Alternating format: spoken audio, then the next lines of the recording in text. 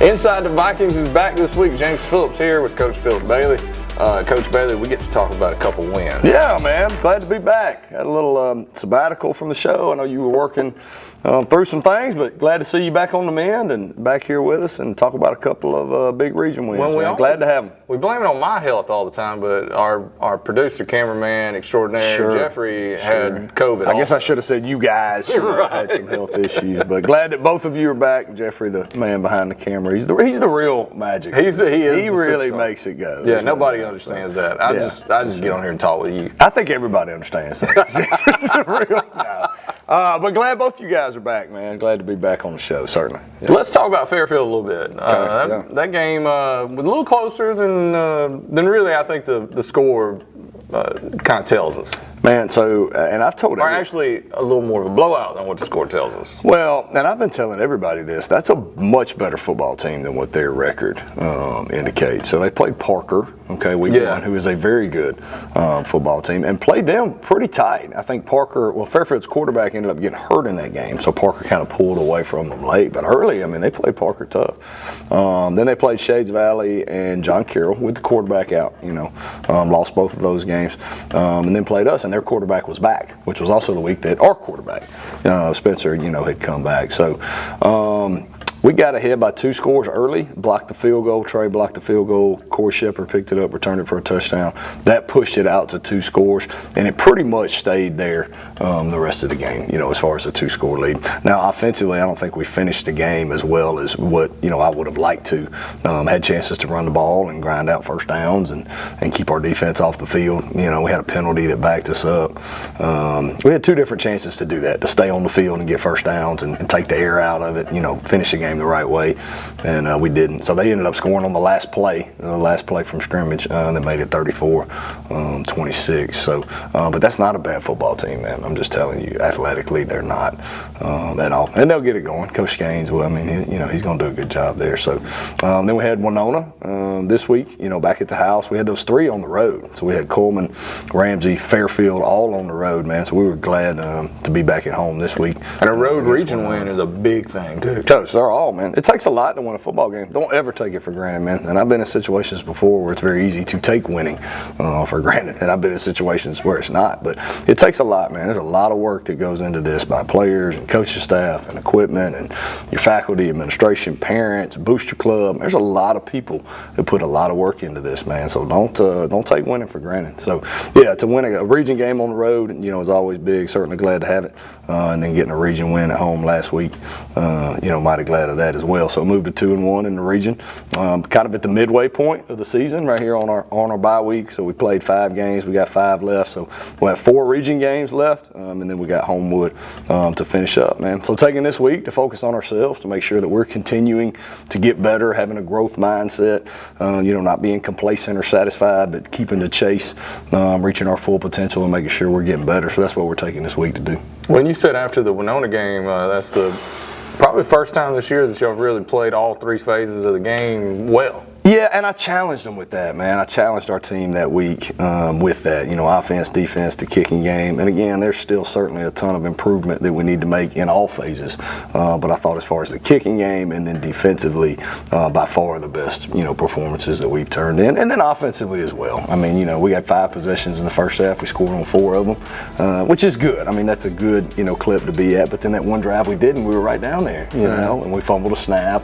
We had a procedure penalty inside the 5 going in. And then we had a 4th down play where we should have, connected on that, and weren't able to do it. So those things are frustrating. I still think we had too many penalties on offense, kind of sputtered early in the 3rd quarter. So yeah, there was a lot of good and there was a lot of positive out of the offense, but there's still so much left out there for them, man. And that's what I told them yesterday. I said I wouldn't push you so hard and challenge you so much if I didn't know what you were capable of, what you're capable of doing, man. And there's so much out there for you. And then that's really our whole football team, But I thought our defense turned in as strong of a performance as they have in a while, man. And they're playing with a lot more passion and getting after it, and that's a credit to Coach Butler and our defensive staff and certainly our players on defense, man. They're flying around and getting after it and continuing to improve and get better, so certainly proud of them for that. I know y'all jumped on them early, had a couple scores there really late in the first half. Yeah. I think y'all scored, twice in the last minute or so? Something like that, man. I'd have to go back and pull the drive summary. It was 35-7 at halftime. Our defense scored early. That either made it 14-0 or 21-0. You know, with Trey knocking the ball off the quarterback. Bubba picked it up. You know, took it in for a score. Then Winona had went down and scored to make it 28-7, and then we scored with 6 seconds left on the wheel ball to Bubba down the sideline. He made a really good play, man. Going up, getting that ball and breaking a couple tackles, getting down the sideline, scored with 6 seconds left. So yeah, 35-7 at half. I mean, that's certainly a good place to be, and challenged our guys in the locker room to finish it the right way, to go win the second half, right, to continue to push and improve and get better, and they did that. They won the second half 10-0, so we won the football game 45-7, you know, which is proud of our kids, man, proud of the effort they turned in, the success that they had in that game, but we got to make sure that we're continuing to work and grow and improve as we ought to this time of year. Well, you mentioned Trey Reese a couple times. Yeah, he's really stepped up this year so far. He has, man. Yeah, he had a big night. He had, I don't have his stats right in front of me. He had 3 or 4 tackles, man. He had a couple sacks, had the forced fumble. He really come on. He got after it in that game. He had a couple pass rush moves and some third and long situations that were pretty sporty, man. They were solid, and that play was certainly one of them. So, no, man, he had a good game. Certainly proud of him and the performance he had. We're going to talk to Bubba Odom coming up. Yeah. And you mentioned him, too. He had a great game defensively and offensively. He did, man. Bubs is a great kid. I've really enjoyed getting to know him and getting to coach him, and certainly his brother JoJo as well. But Bubba's one of the most enjoyable kids on the team, just to talk with and joke with and visit with. He's a really mature kid, man. He's just great to be around. And then he's certainly a fine football player for us, you know.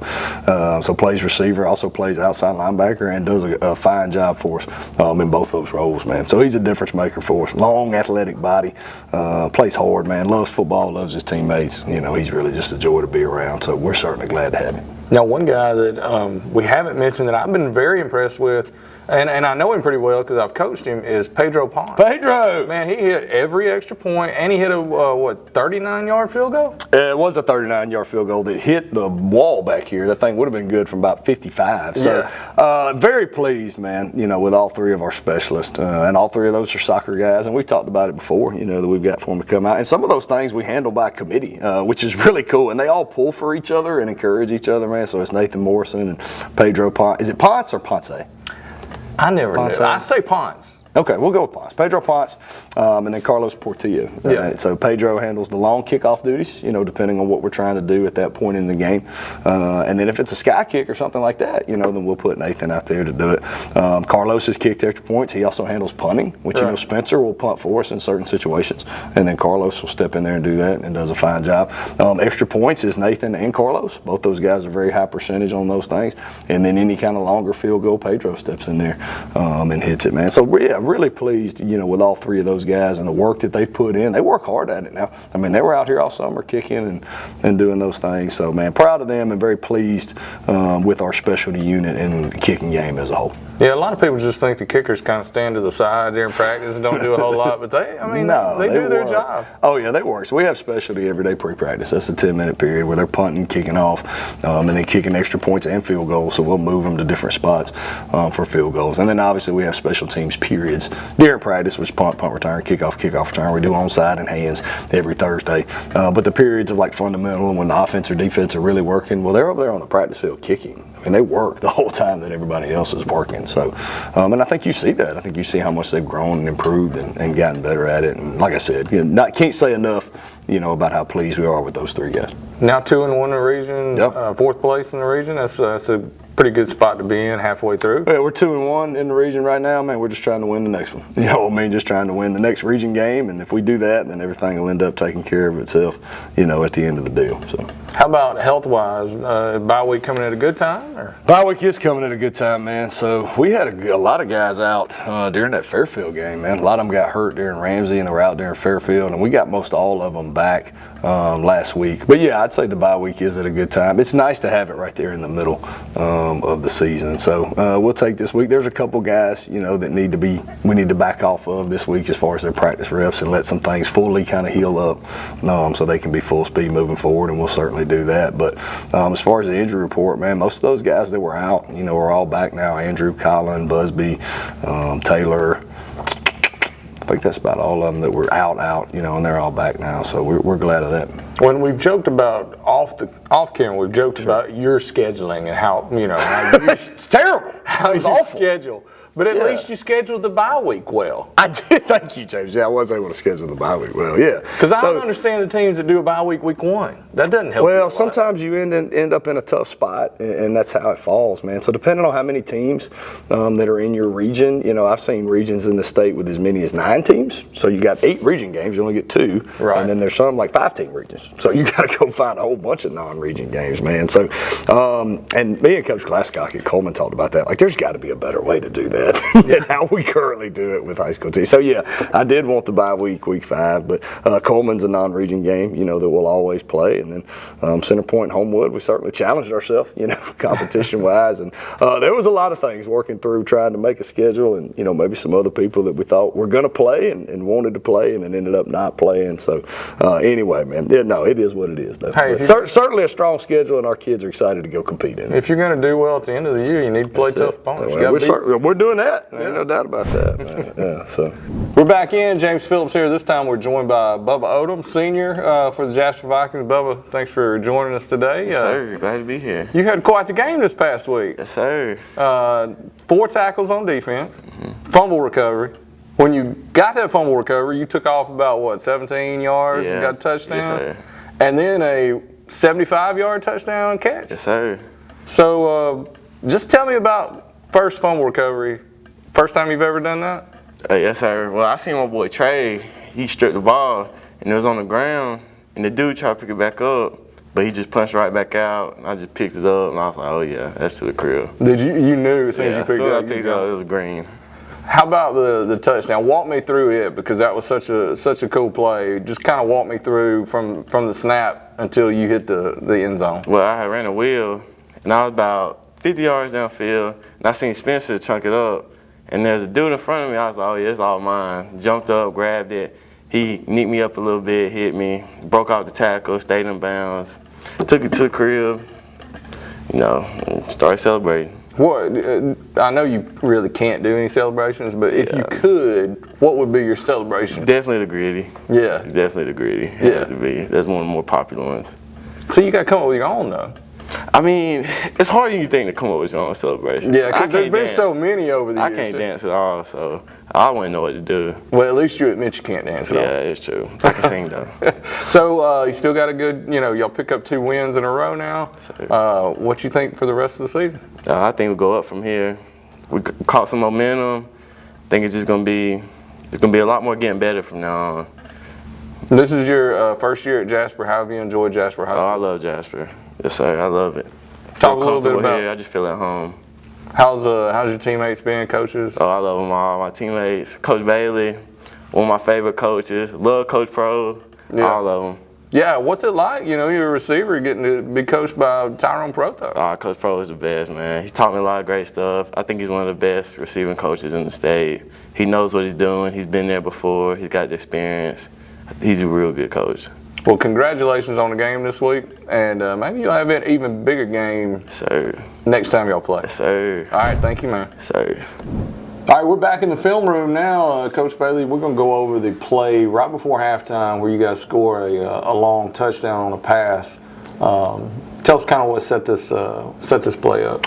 Yeah, so this was a big play in the game, and to be quite honest with you, this was just a couple kids making a play. So score that you can see down here in the bottom left was 28-7. Okay, it was 28-0, and then Winona scored with not a ton of time left in the half. I knew I had all 3 timeouts, right? So I talked to guys on the sideline. I said, if we get in decent field position, you know, we'll try to go 2-minute right here. I think we got it back with like 30-something seconds left.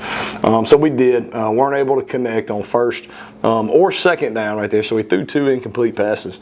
And then to be quite honest with you, James, I called this play to just run the ball and get to halftime. I mean, really in this spot right here, because you don't want to punt the ball and give it back to them with any time left. So this is trips. All right, 3 receivers down here.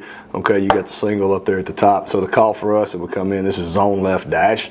Okay, so zone left, right, talks to all the linemen. They have their blocking assignments. When we go to the tight shot, I'll kind of talk a little more about that, right? But this is a dual read RPO. Okay, so the quarterback reads the end man on the line of scrimmage first. That's the give read. Okay, if he can't tackle the back, then you hand the ball off, right? If you get a bender, right, meaning he bends down the line of scrimmage, okay, if he can tackle the back, then he'll pull the ball, he'll disconnect, and he'll come out here and read the RPO concept, which is to the 3 receiver side. So that's the dash part in this zone left dash, okay? So what this is really snag, ultimately, is the concept.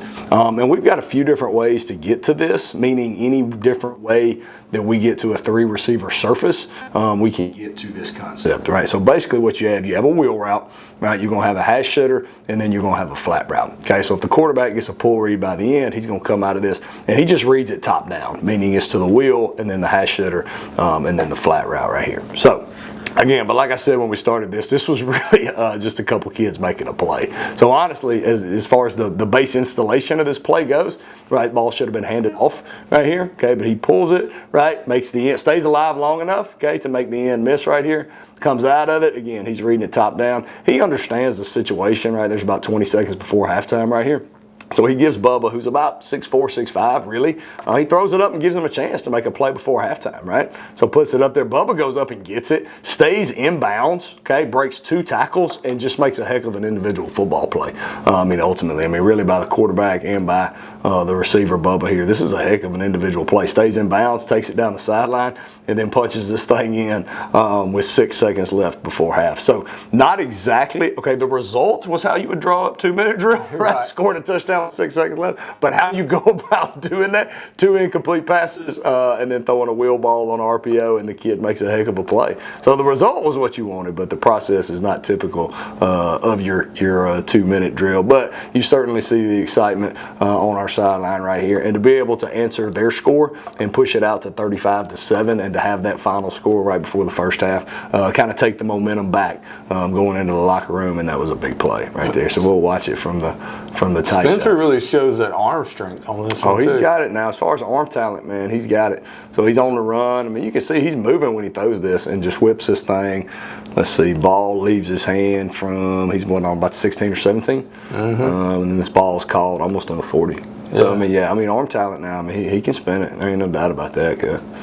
All right, so from the butt shot, and again, we need to this is not exactly squared up on this film footage right here, but zone left by the lineman. This is even front, okay, on the front, so left tackle will go base. These guys will go Gus. These are just combo calls that we use for the lineman as far as they know who they're working with, okay, so center, left guard, they'll Gus the 3-tech to the front side linebacker, which is 10. Right guard, right tackle will slip, right, this 3-tech back here to 20, and then 25 is the read. So got to be inside out of that and get our face crossed on the front side of it. Center, left guard are in good shape. The slip's not in bad shape. Feet through contact by the right tackle. He's got to be in. Pad level's got to be better right there. Grant's got to go. His face has got to be on the inside pec back here. Can't be on the back half. Okay, and then again, like I said, as far as base install of this play, ball probably should have really been handed off. But, situationally, he makes a miss, stays alive long enough, gives Bubba a chance, and then you can really see what kind of football play this is out of Bubba when you watch it from the butt. He goes up, high points this thing, goes and gets it, breaks 2 tackles right here on the sideline. Look how close he is. And has the strength and the body control to stay in bounds right here, okay, and then goes and gets down the sideline and punches it in with 6 seconds left. So, yeah, huge play in the football game right there. Sends us up 35-7, and glad to have it. So that's the film breakdown of the long touchdown pass right there, right before half. And Bubba told me when he made that turn, he knew. He was taking to the crib. He knew, to the crib, to the house. And he did, man. So, certainly happy for him and happy for our team as well. It's a big play right before halftime. Well, Coach, that's really it for this week. I hope we have some big plays in a couple weeks. Absolutely, certainly hope so. For the game against Hayden. Hayden actually a pretty improved team this year.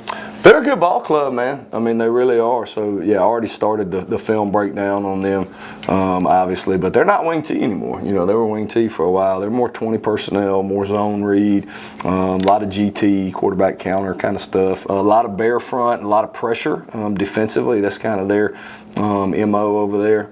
But they have beaten Carver. They have beaten John Carroll. So yeah, man, they're certainly an improved football team, and we need to make sure that we're ready to go and ready to play our best football.